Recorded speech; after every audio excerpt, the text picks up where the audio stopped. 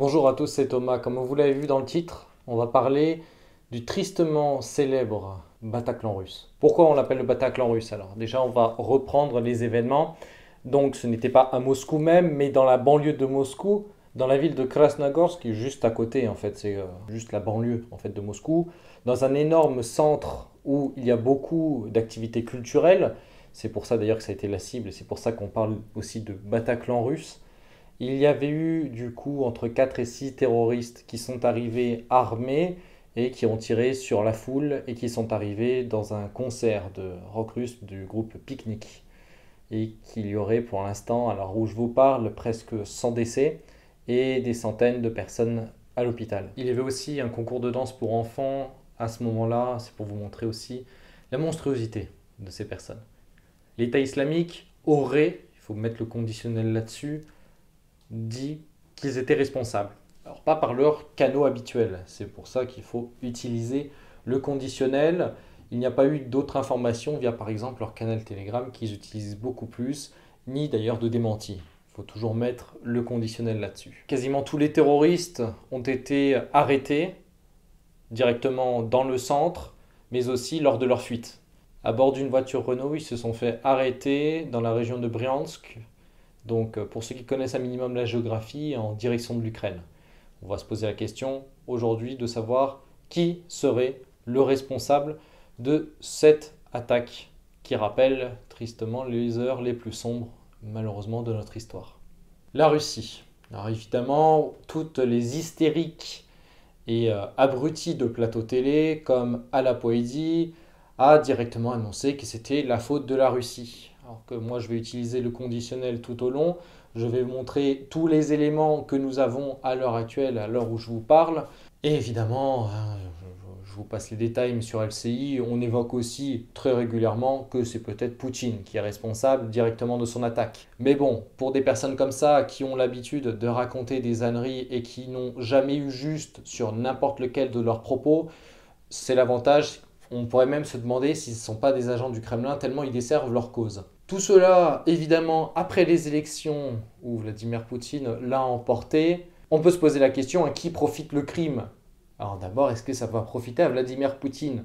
Hormis le fait qu'il y aura un deuil national, d'ailleurs du monde entier, on voit même un soutien de la population, par exemple française, qui est très endeuillée, qui aura forcément, avec le rappel du Bataclan qu'il y a eu il y a quelques années, c'est logique. Mais bon, tuer sa propre population, au contraire, ça dessert totalement la Russie et qui montre une faiblesse, qui n'ont pas réussi à arrêter un groupe terroriste, alors qu'il y a de nombreuses attaques, en particulier ukrainiennes, qui sont quasiment chaque jour et qu'ils arrêtent très régulièrement. Après, on va dire évidemment, je me rappelle de quelques médias, quand il y a eu des arrestations de personnes qui étaient prêtes à faire des attentats terroristes au nom de l'Ukraine, et ben on avait directement dit que c'était des fausses vidéos. La Poutine veut montrer sa puissance, veut montrer que l'Ukraine est méchante. Bon, jusqu'au jour où ça réussit. Alors j'ai vu beaucoup d'informations comme quoi le Mossad serait responsable du fait d'une vidéo sur RT International d'un député d'un parti pas très important d'Israël qui disait que voilà, la Russie allait avoir une attaque terroriste. Le Mossad, donc les services secrets israéliens, aurait sûrement eu l'information. Peut-être ne l'aurait pas divulgué. Ça, ce sera à savoir dans les années à venir, malheureusement, sûrement. Ou sinon, peut-être dans les jours à venir. Parce que, figurez-vous que le suspect numéro un, bien entendu, Kiev et ses alliés occidentaux. Washington, comme Paris, était au courant de ces actions. Beaucoup trop au courant pour ne pas être un minimum mêlé. Je tiens à rappeler que l'ambassade américaine à Moscou a fait un communiqué le 8 mars, journée internationale de la femme, qui est sacrée par ailleurs en Russie. Je vous en ai parlé plusieurs fois puisque je vis à Moscou. Rejoignez Telegram, Tomasovitch, pour avoir le plus d'informations sur la vraie vie en Russie, parce que évidemment, on n'ose pas vous dire totalement la vérité, ça leur desservirait, et bien entendu, on ne va pas forcément dire tous les propos et toutes les informations que je vais vous ramener aujourd'hui. Donc ils ont fait un communiqué comme quoi il faut éviter les grands rassemblements, donc le 8 mars, journée de la femme, où toutes les femmes reçoivent des bouquets de fleurs en Russie. Hormis se faire attaquer par un bouquet de fleurs, je ne vois pas quoi il parlait. Et même la France, nous avons reçu un mail que je vous ai aussi partagé sur Telegram par rapport aux mêmes propos. Étrange le 8 mars. Il y a une semaine des élections, quand même. On pensait plutôt à une attaque au moment des élections. C'était étrange. Mais là, on commence à peut-être avoir leur jeu.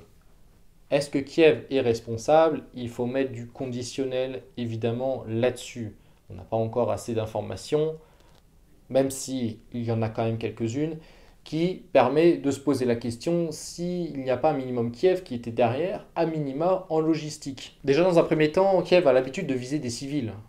Donetsk avait reçu sur un marché en pleine heure de pointe une bombe qui est tombée sur les civils. Des missiles qui tombent régulièrement sur des civils, par exemple que ce soit dans les régions russes ou dans les régions de la Nouvelle-Russie, donc les régions qui ont été rattachées il y a peu à la Russie, c'est très régulier. Quasiment tous les jours, à Donetsk, il y a quelque chose comme ça. Et après, on nous parle de cibles militaires, donc des pauvres civils en train d'acheter leurs carottes, ça m'étonnerait que ce soit des armées. Mais aussi soutenus par des terroristes. Donc on revient à l'État islamique. Il y avait de nombreux terroristes qui ont rejoint les rangs de l'Ukraine au début de l'opération militaire spéciale, la guerre, le conflit, comme utilisez le terme que vous voulez. Il y en a de nombreux, ça a même été vérifié. Évidemment, on n'utilise pas le terme terroriste, mais plutôt personnes, des Tchétchènes par exemple, qui ne soutiennent pas la Russie, qui ne soutiennent pas Kadyrov ni Poutine. Mais c'est le cas. Et même, il y a des années bien avant que le conflit éclate, il y avait même des personnalités de Daesh qui étaient en Ukraine et qui ont été arrêtés par la suite parce qu'on a quand même su qu'ils étaient présents sur place. En même temps, les différentes attaques aussi à la frontière, qui ont très heureusement mal réussi, ou la première où ils ont pu rentrer sur le territoire, ils ont fait quelques mètres, tué quelques civils, ils ont pris leurs photos et ils sont morts assez rapidement. Ou aussi plus récemment avec des tanks. Bon, là, il n'y avait pas forcément de civils, mais voilà, ils ont l'habitude. Il faut évidemment citer Daria Dugina, Vladlen Tatarsky à Saint-Pétersbourg, qui est décédé aussi d'une explosion revendiquée par l'Ukraine, et l'attentat raté sur Zakhar Prilepine qui a tué son chauffeur.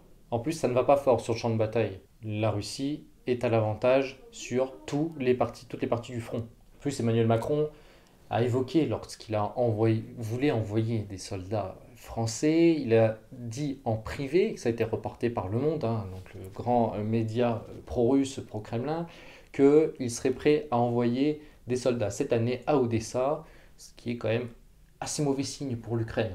Parmi les terroristes qui ont été arrêtés, donc il y en a eu 11 pour l'instant au total qui ont été arrêtés, donc des personnes qui aidaient pour la logistique, des personnes qui n'étaient pas sur place à ce moment-là. Et parmi les personnes arrêtées dans les voitures, il y avait des passeports tadjiks. Et avec les quelques photos qu'on a, on voit bien qu'ils ne sont pas des Russes slaves. Quelques-uns d'entre eux étaient en train de se battre du côté de l'Ukraine, des combattants souvent issus de l'ex-URSS, que ce soit des Géorgiens, y compris même des Tchétchènes, des fois des Russes, si ça reste une extrême minorité, mais aussi des combattants d'Asie centrale, dont le Tadjikistan fait partie. Ça reste une extrême minorité, mais ils sont quand même bien utilisés, parce qu'ils sont moins soupçonnés que des Ukrainiens de passeport. On le voit bien par ailleurs dans une vidéo qui a été tournée, que vu le comportement de la personne, il était suffisamment habitué au combat urbain. Il était très calme, en train de se promener avec une arme à la main dans la rue. Et une autre chose qui a été utilisée aussi, c'est que la camionnette qui a permis d'arriver sur place était de base immatriculée en Ukraine et s'est fait immatriculer en Russie par la suite. Bon, il y a de nombreux éléments qui font que voilà, l'Ukraine était en plus de ça leur direction. Moscou-Briansk, c'est direction l'Ukraine. Et en plus de ça, vers les zones où il n'y a pas le front immédiat, c'est-à-dire la partie nord de leurs frontières communes. Il y a eu de nombreuses condoléances qui ont été évoquées, de gouvernements, même je ne m'attendais pas, typiquement l'Afghanistan, qui dit que voilà, ils ne sont en aucun cas responsables, alors que bon, on se souvient très bien que l'État islamique est dû à la CIA, à la création d'ailleurs de l'État islamique est dû à la CIA qui voulait se battre contre les soviétiques par proxy en Afghanistan. Et par la suite, quelques mouvements talibans voilà, ont créé par la suite l'État islamique. Donc voici la vidéo d'actualité par rapport à cela. Je tourne le lendemain de l'attaque, en pleine journée. On le voit bien d'ailleurs dans les rues de Moscou, c'est très très calme. Pour un samedi, c'est très très calme. En même temps, c'est logique. Tout le monde fait son deuil, y compris à l'international ou devant les ambassades de Russie. On apporte des fleurs. Je vous tiens au courant sur Telegram en particulier, mais aussi sur de futures vidéos par rapport à cet acte infâme qui a été commis à côté de Moscou. Espérons qu'on va trouver les responsables et qu'ils soient punis. Et comme l'a dit Dimitri Medvedev, si l'Ukraine est responsable, il y aura quelques bombardements.